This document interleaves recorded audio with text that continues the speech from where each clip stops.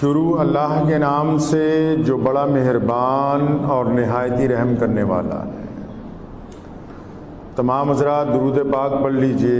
اللہم صلی علی محمد وعلی آل محمد کما صلیت علی ابراہیم وعلی آل ابراہیم انک حمید مجید۔ اللہم بارک علی محمد وعلی آل محمد کما بارکت علی ابراہیم وعلی آل ابراہیم انک حمید مجید۔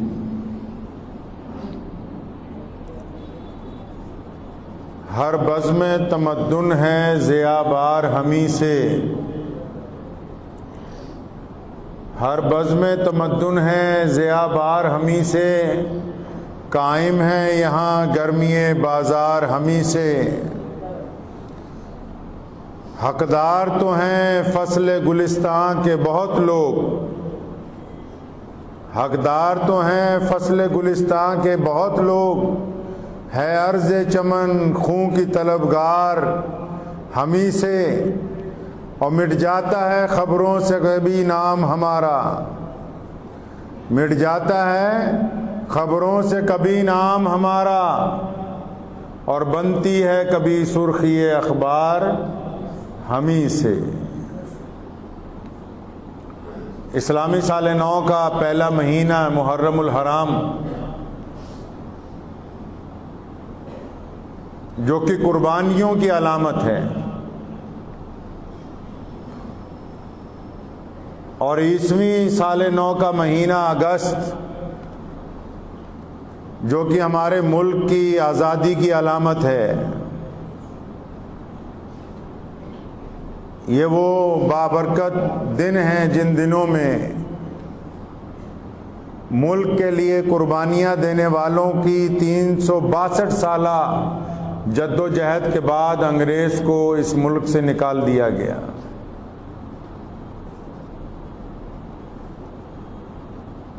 آزادی اور غلامی کا جو فلسفہ ہے دنیا میں، اور مسلمانوں نے اپنے دیش کے لیے جو قربانیاں دی ہیں، مسلمانوں کی طرف سے اپنے اس ملک کو آزاد کرانے کے لیے 362 سال تک جو شہادتیں دی گئیں، جو کالے پانی کی سزائیں کاٹی گئیں، جو گردنیں اتروائی گئیں، جو پھانسی کے پھندوں کو چوما گیا، یہ جو فلسفہ ہے آزادی اور غلامی کا، اس فلسفے کے بانی پوری دنیا میں ہمارے پیارے نبی حضرت محمد رسول اللہ صلی اللہ علیہ وسلم کی ذات گرامی۔ آپ صلی اللہ علیہ وسلم نے جب اعلان نبوت کیا تو سرمایہ داروں نے، اس دور کے بادشاہوں نے انسانوں کو اپنا غلام بنایا ہوا تھا، اور باقاعدہ انسان بازاروں میں، منڈیوں میں جانوروں کی طرح فروخت کیے جاتے تھے۔ سیدنا بلال رضی اللہ تعالیٰ عنہ امیہ کے غلام تھے، محمد رسول اللہ نے خریدا ہے آزاد کرنے کے لیے۔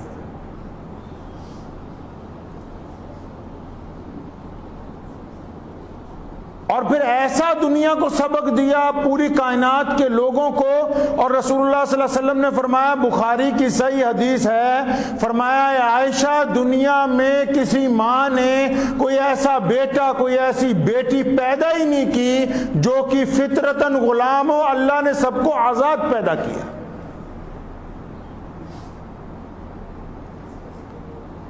1857 کی جنگ آزادی جب ہوئی، جس کو ہمارے ملک کے کچھ بیوقوف دانشور غدر کہنے لگے کہ 1857 کا غدر ہوا، غدر نہیں، 1857 کی جو پہلی جنگ آزادی ہوئی، اس میں پہلی صف کے اندر مسلمانوں نے قربانیاں دی ہیں۔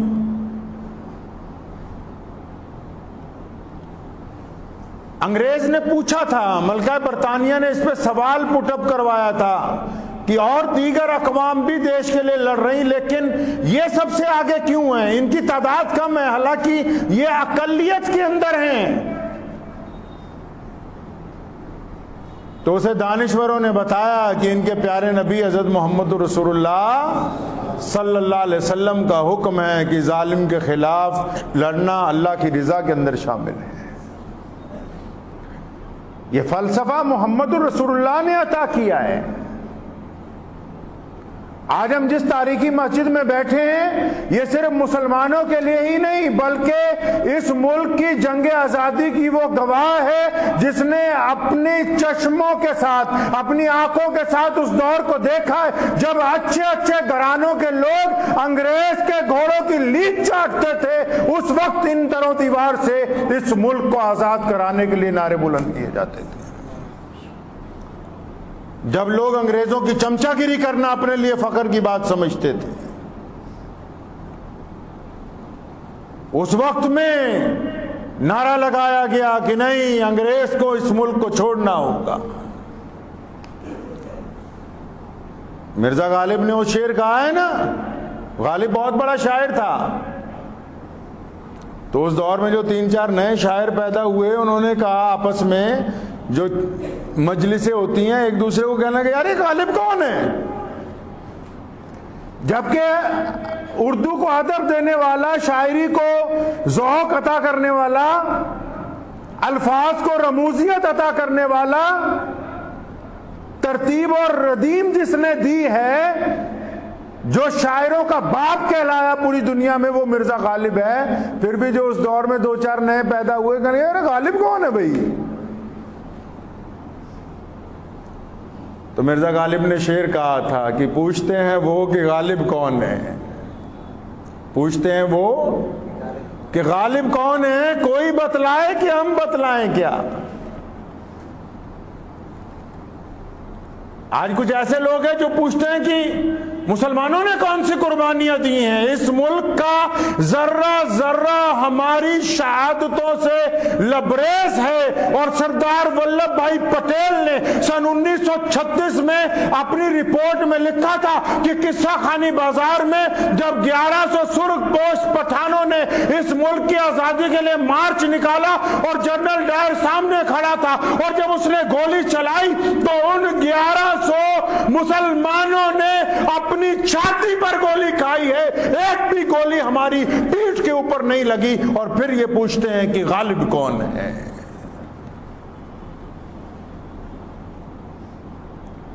انڈمان نکوبار کی جیلیں اس بات کی گواہ ہیں۔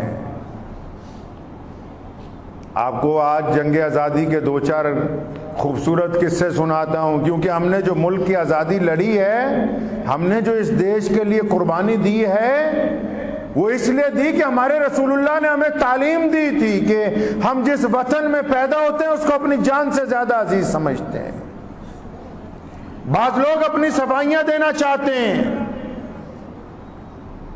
لیکن ہم بتا دیں پوری دنیا کے لوگوں کو کہ ہم بحیثیت مسلمان بڑے فخر کے ساتھ اس ملک کی روئے زمین پر پیدا ہوئے، ہمارے آبا و اجداد یہاں پیدا ہوئے، ہماری مساجد اور مقابر یہاں پر موجود ہیں۔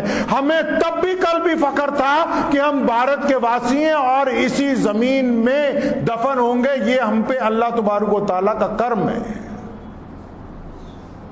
جلیانوالے باغ کا نام سنا ہے؟ جنرل ڈائر نے وہاں گولی چلائی تھی، ڈاکٹر سیف الدین کچلو کو پکڑ لیا انگریز نے، تو کچلو کے صدارت میں وہ جلسہ ہونا تھا، تو ڈاکٹر صاحب کی تصویر رکھ کے جلیانوالے باغ میں پروگرام ہو رہا تھا۔ تو جب صبح کو یہ جلسہ ہونا تھا تو امرتسر کا جو سپرنٹینڈنٹ پولیس تھا اس کو جنرل ڈائر نے اپنے کمرے میں بلایا۔ دھیان سے سن لو یہ قصہ، بہت سارے لوگوں کو تاریخ ہی نہیں پتا کہ اتہاس کہتا کیا ہے۔ جو امرتسر کا ایس پی تھا اس کو جنرل ڈائر جو تھا وہ ڈپٹی کمشنر تھا امرتسر کا، اور پنجاب کا گورنر مسٹر ایڈوائر وہ اسپیشل وہاں امرتسر پہنچے کہ کل کو جلیانوالے باغ میں ایک ایجیٹیشن ہونا ہے، اس کو روکا کیسے جائے۔ تو ان دونوں نے رات کو جب میٹنگ کی تو ایس پی کو بلایا اپنے دفتر میں، 6.5 فٹ کا ایک نوجوان جو امرتسر کا ایس پی تھا، وہ جب جنرل ڈائر اور جنرل ایڈوائر سے جا کے ملا اس کمرے کے اندر، تو ڈائر نے اس کو حکم دیا تحریری طور پر کہ صبح کو جلیاں والے باغ کے اندر جو لوگ انگریز سرکار کے خلاف ایجیٹیشن کریں گے آپ نے ان پر گولی چلانی ہے۔ ہم پوری طاقت کے ساتھ اس ایجیٹیشن کو کچلنا چاہتے ہیں۔ سرکار کا آدیش ہے کہ جنرل ڈائر صبح کو وہاں آپ کے حکم کے ساتھ گولی چلائی جائے گی۔ سنو اس ایس پی نے کیا کہا۔ اس ایس پی نے کہا کہ میاں صاحب میں انگریز پولیس کا ایس پی ضرور ہوں، لیکن میں نے محمد الرسول اللہ کا کلمہ پڑھا ہے، ہمارے دین میں ہمارے دستور میں نہتوں پر گولی چلانا حرام ہے، میں کسی قیمت پر اپنے ملک کے لوگوں کے اوپر گولی نہیں چلا سکتا۔ جلیاں والے باغ پر جا کر نمستک ہونے والے اس بات کو جانتے نہیں کہ وہ اس لدھیانے کا رہنے والا آکسفورڈ یونیورسٹی سے پڑھ کے آنے والا نوجوان ایس پی خان احمد جان لدھیانوی، جس نے اس رات کو انگریز جرنل کے ساتھ پنگا لے لیا، اگر کوئی اور ملازم ہوتا، اگر کوئی اور متحد ہوتا تو وہ حتی انکار نہ کرتا، وہ اس بات کے اوپر راضی ہوتا کہ میں ان پہ گولی چلاؤں گا۔ اس بہادر آدمی نے اپنا پیٹی اتار کر میز پہ رکھ دی، استعفیٰ دے دیا، لیکن لوگوں کے اوپر گولی چلانے کو منظوری نہیں دی۔ بتاؤ کوئی ایسا ہے اور کوئی؟ تاریخ پڑھ کے بتاؤ۔ بڑے بڑے لوگ انگریز کے ملازم نہیں رہے، بڑے بڑے نوابوں نے رجواڑوں نے انگریز کے ساتھ صلح نہیں کی، جاگیریں نہیں لیتے رہے، ان کے گھوڑوں کی لید نہیں چاٹ رہتے رہے، مرزا غلام احمد قادیانی جیسے بدبخت انگریز کی مخبریاں نہیں کرتے رہے، اس کے حق میں کتابیں نہیں لکھتے رہے۔ ہے کوئی ایسا نوجوان جو انگریز جنرل ڈائر کے سامنے کہتا کہ میں نہیں گولی چلاؤں گا؟ ایس پی خان احمد جان نے اٹھاؤ اتہاس۔ آج بھی اگر آپ جا کے اس کتاب کو کھولیں گے نا تو صاف صاف لکھا ہے کہ ایس پی خان احمد جان نے کہا کہ کسی قیمت پر اپنے بھائیوں پر، کسی قیمت پر اپنے ہندوستانی بھائیوں پر، کسی قیمت پر اپنے ہندو بھائیوں پر، کسی قیمت پر اپنے مسلمان بھائیوں پر، کسی قیمت پر اپنے سکھ بھائیوں پر جو اس جلیاں والے باغ میں دیش کی آزادی کے لیے صبح کو آئیں گے، احمد خان جان پھانسی چڑھ سکتا ہے لیکن تمہارے کہنے پر گولی نہیں چلا سکتا۔ نعرہ تکبیر! اور پھر کیا کیا؟ جنرل ایڈوائر نے اسے کہا تھا، جو انگریز کا گورنر تھا پنجاب کا، کہنے لگا اگر تم وائس رائے انڈیا کے دوست نہ ہوتے، یہ نوجوان اتنا زیادہ پڑھا لکھا تھا کہ جو بھارت کا گورنر جنرل تھا اس کا دوست تھا، اس لیے امرتسر میں ایس پی لگ گیا۔ کہنے لگا اگر تم اس کے دوست نہ ہوتے تو ابھی تمہیں گولی مار دیتا میں اسی کمرے میں، اب ہم تمہیں ڈسمس کر رہے ہیں، چلے جاؤ یہاں سے۔ اس نے اپنی پیٹی اتاری، وہاں ٹیبل پہ رکھی، واپس اسی رات لدھیانہ واپس آ گیا۔ 1942 تک ہر ایک سال ایس پی رینک کا آدمی اس دور میں بہت بڑی بات ہوتی تھی۔ ایک حوالدار کہیں چلا جاتا تھا پورا گاؤں اکٹھا ہو جاتا تھا۔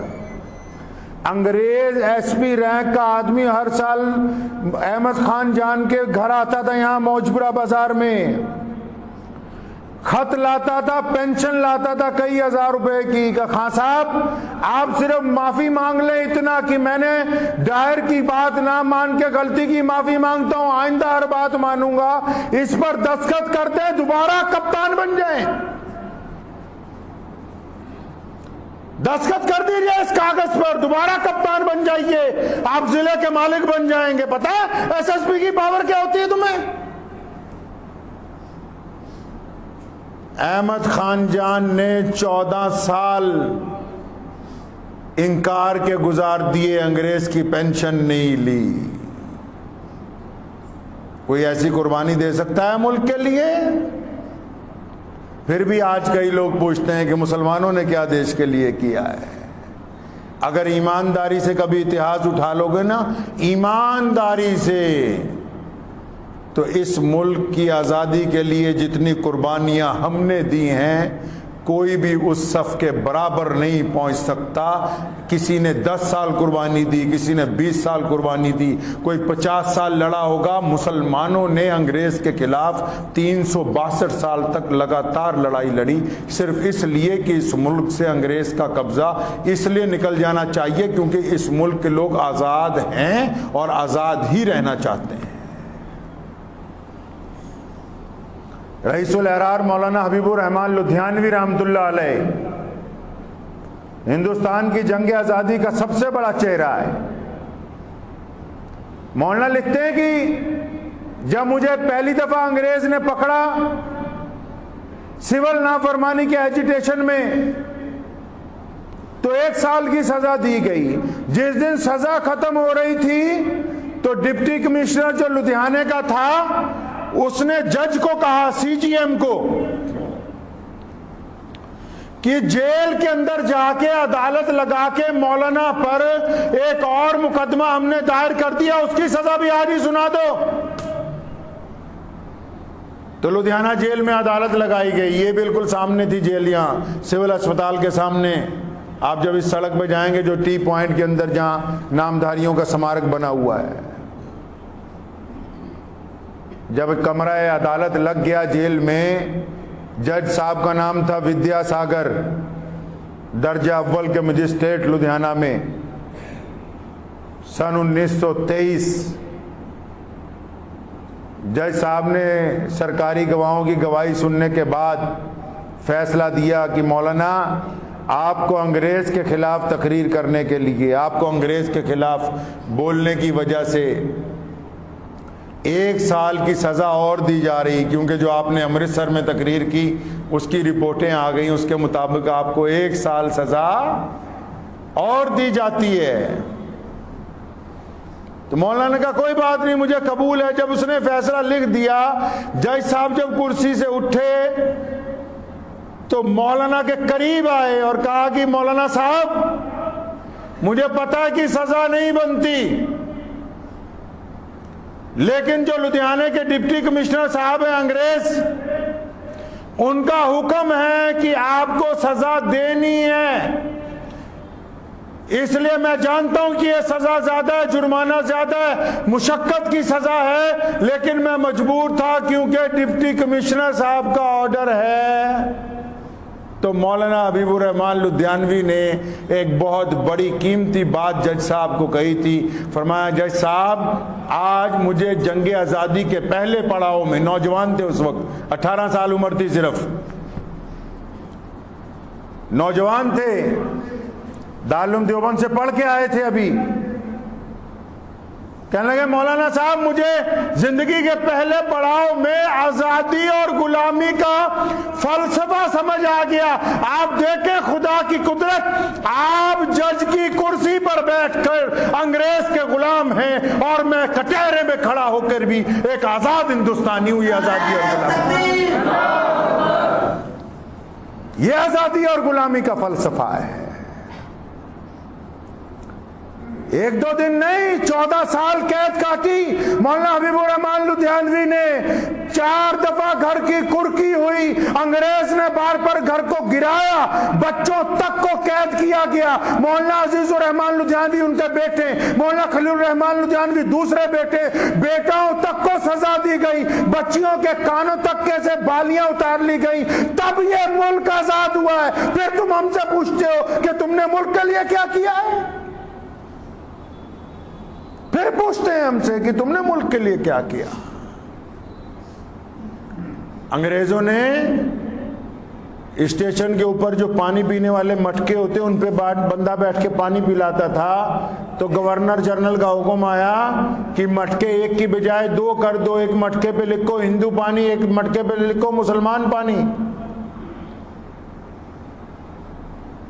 اب اسٹیشن پہ آواز نکلنے لگی جب ٹرین آتی تھی، ہندو پانی پی لو، مسلمان پانی پی لو، اور لوگ ڈرتے تھے انگریز کے خلاف بولے کون؟ یہ جو آج چھوٹے چھوٹے لوگ آپ کو ملتے نا 2 منٹ میں لائیو ہو کے کسی کے خلاف بھی بول رہے ہیں، ارے یہ آزادی دلوائی ہے تب بول رہے ہو. یہ قربانیاں دی ہیں اس ملک کے لیے، تب آج ہر بندہ اپنی بات کر رہا ہے. انگریز کے دور میں کوئی نہیں بولتا تھا،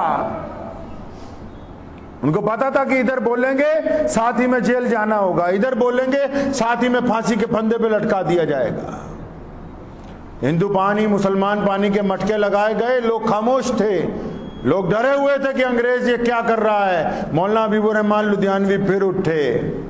یہاں بازار ہے گھاس منڈی چوک، وہاں بہت بڑا اجتماع کیا، سارے ہندو بھائیوں کو مسلمانوں کو بلایا، فرمایا چاہتے ہو ملک آزاد ہو جائے؟ چاہتے ہیں آپ کے ملک آزاد ہو جائے؟ سب نے کہا چاہتے ہیں. فرمایا چلو پھر آج مٹکے تڑوا دیے جائیں، جب ایک پانی پیئیں گے تب ملک سے انگریز کو نکالا جائے گا. اور پھر یہاں سے لے کے پشاور تک سارے اسٹیشنوں کے مٹکے تڑوائے گئے. مولانا حبیب الرحمان لدھیانوی نے اس میں بھی سزا کاٹی، تب اس ملک کی آزادی قریب آئی. پھر ہم سے پوچھتے ہیں کہ تم نے ملک کی آزادی کے لیے کیا کیا ہے؟ سبھاش چندر بوس نے جاپان جانا تھا، اچھے اچھے لوگ بھاگ گئے راستے میں سے. جاؤ جا کے بوس کو پوچھو. بوس جب کلکتہ سے چلا، مولانا حبیب الرحمان لدھیانوی نے اپنے نوجوان بیٹا مولانا خلیل الرحمن لدھیانوی کو سبھاش چندر بوس کے ساتھ بھیجا، تمام انتظامات کروائے، اپنے گھر میں رکھا یہاں لدھیانہ 3 دن. اس کی بھی بعد میں مخبری ہو کے 2 سال سزا ہوئی. وہ پھر ہم سے پوچھتے ہیں کہ غالب کون ہے؟ شہید اعظم بھگت سنگھ جب گرفتار ہوئے، ان کے باپ سردار کشن سنگھ، بہت سارے لوگوں کو یہ نہیں پتا کہ بھگت سنگھ کے جو پتا تھے وہ بہت بڑے فریڈم فائٹر تھے. بھگت سنگھ کو ایسے ہی نہیں آزادی کی لو لگ گئی، ان کا باپ سردار کشن سنگھ بہت بڑا فریڈم فائٹر تھا. سردار کشن سنگھ مولانا حبیب الرحمان لدھیانوی کے دوست تھے. بھگت کو جب پکڑ لیا گیا، پولیس نے چھاپے ماری شروع کی تو ان کے بھائیوں کو، ان کی بڑی بہن کو اور کلتار سنگھ ان کے بڑے بھائی کو مولانا حبیب الرحمان لدھیانوی نے 3 مہینے اپنے گھر میں رکھا. وہ دور تھا جب انگریز پتہ لگنے کے بعد مقدمہ بعد میں گولی پہلے مارتا تھا. پھر پوچھتے ہیں کہ آپ نے ملک کے لیے کیا کیا ہے؟ بھگت سنگھ کو سامان پہنچانے کی وجہ سے، لگاتار ان کے ساتھیوں کو سامان پہنچانے کی وجہ سے مولانا خلیل الرحمان لدھیانوی کو 1 ہفتہ تک کوتوالی میں تشدد کا سامنا کرنا پڑا. پورا جسم زخموں سے چور ہو گیا اور ان کے والد محترم کو 2 سال کی سزا دے دی گئی. پھر آج کئی لوگ ہم سے پوچھتے تم نے ملک کے لیے کیا کیا ہے؟ تبھی تو غالب نے کہا نا، پوچھتے ہیں وہ کہ غالب کون ہے. اس ملک کی جنگ آزادی کے ایک ایک کण کے اندر، ایک ایک قطرے میں ہمارا خون شامل ہے. جب بڑے بڑے غدار پیدا ہوئے اس دور میں، لوگ غداروں کے خلاف بولتے نہیں تھے. پتا آپ کو لوگ اس لیے غداروں کے خلاف نہیں بولتے تھے. آج بھی کوئی پولیس کا ٹاؤٹ ہو، کوئی بولتا ہے اس کے خلاف، اگلا بولتا ہے اس کے خلاف بولیں گے تو یہ مجھے اٹھوا دے گا. اس دور میں مرزا غلام قادیانی سب سے بڑا ٹاؤٹ تھا انگریز کا، لوگ اس کے خلاف بولتے نہیں تھے. مولانا شاہ محمد لدھیانوی اٹھے، بڑے بڑے لوگ خاموش ہو گئے کہ اگر اس کے خلاف بولیں گے تو ہم پر مقدمہ ہو جائے گا، اندر چلے جائیں گے. فرمایا دنیا ادھر سے ادھر ہو سکتی ہے، محمد الرسول اللہ کی جگہ کسی اور کو نبی تسلیم نہیں کریں گے، چاہے تو انگریز کی جتنی مرضی طاقت لے کے آ جائے. یہ باتیں آپ کو آج اس لیے بتا رہا ہوں کہ آج ڈبل دن آ گیا میرے پاس. محرم بھی قربانیوں کا مہینہ ہے اور 15 اگست بھی اس ملک کی جنگ آزادی کی قربانیوں کی وجہ سے آزادی کا مہینہ.